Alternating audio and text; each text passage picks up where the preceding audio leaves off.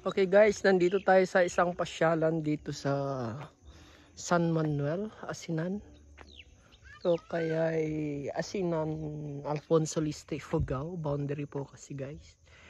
So yung nakikita nyo yun guys ay yun yung last regnant leisure hubs. So nandito tayo sa isang pasyalan dito guys. Tingnan nyo to. Parang Stone Kingdom ng Baguio City. Yan. So merong tatlong cross dyan. Represent yung cross ni Jesus Christ sa Calvary. Nasa gitna. Tapos yung dalawang makasalanan na naipako sa cross na kasama niya. So ito ay ongoing pa yung construction guys. Pero tingnan niyo naman. Maganda na siya guys. So meron mga flowers kagaya ng last pregnant at Miracle Garden dito, mga bougainvillea. So yeah, ganda rin ng flowers guys. Ayan,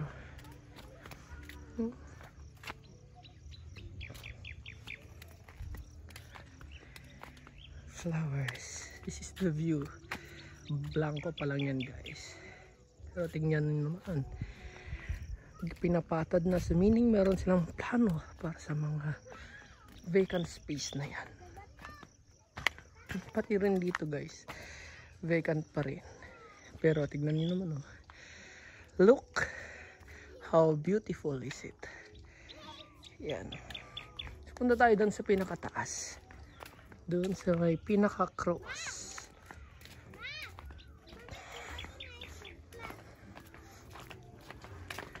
Meron tayong mga maganda ng step. Yan, ganda ng engineering dito.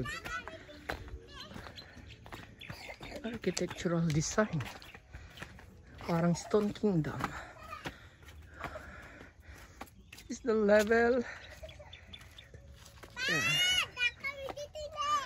Yun ang kasama natin. Maingay na bata guys. Ayun siya. Oo, diba? Tignan nyo naman ang gaano kaganda rito. No. Yun. Nasa taas na tayo guys. Yan o. Doon tayo galing kanina. Ayan. Yes. Cross. Yan, punta tayo dun sa pinakataas niya. Tingnan natin kung anong itsura doon. Ito ang kanyang paligid. Pansinin nyo, bundok na guys. Kasi ayan yung baby dam. Boundary na to kasi ng Ifugao. So Cordillera na to talaga. Boundary ng Ifugao and Isabela, San Manuel and Alfonso Lista. So dito sa likod ang daanan papunta doon sa taas. Itong bakanting to ay under construction din guys. Ito tayo dito. May hagdan dito sa likod. Wow, di ba? Ang ganda guys. Hindi pa yan tapos pero tignan niyo naman. Maganda na siya. Thank you Lord for your love so true. For your na tayo sa pinakataas niya. Yeah. Marami ding flowers dito guys. Yan. Thank you Lord for your love so true.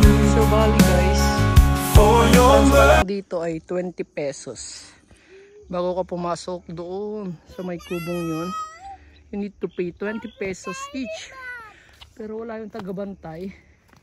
Kaya libre tayo guys. Tignan natin kung meron siya mamaya. Pag exit natin, babayad tayo. Wala siya. So libre muna. Ayan. Ganda dito guys. Ewan kung ilang step yan. Sa likod. Sa likod ang daanan niya. Yun. Bundok na guys. Yan. Taniman ng mga mango. Paikot.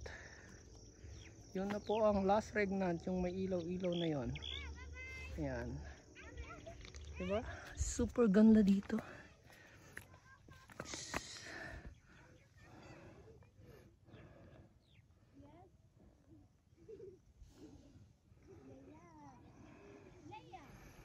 Yan.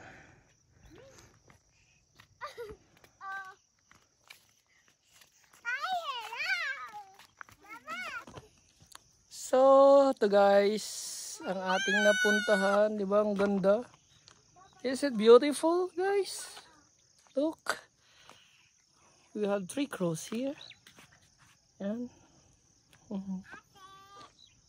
Ikot lang natin, guys. Yan. Yan. Pwede nyo itong puntahan pagkagaling nyo ng last regnant, guys. Malapit lang. Yun lang pong last regnant, yung may ilaw-ilaw doon. Yun. Yan po. Paglabas nyo doon, packet lang kayo dito. Ba? Pwede na kayong pumasyal dito sa ating 3 crows. Yan. Crustical Barrio. Ewan ko anong tawag dito. Anong tawag nito? Baka wala pa. Tanaw mo din dito yung baby dam, guys. Ayun yung tubig niya. May baby dam tayo doon. Kung saan dito din makikita yung isang resort. Yan agad di resort nga si Tigi Baby Daman. Sa Hidden Valley Inn, guys. Doon sa baby dam. May resort din doon. Yun. May mga kiosk doon. Maganda din doon, guys. Yan. So, maraming pasyalan dito.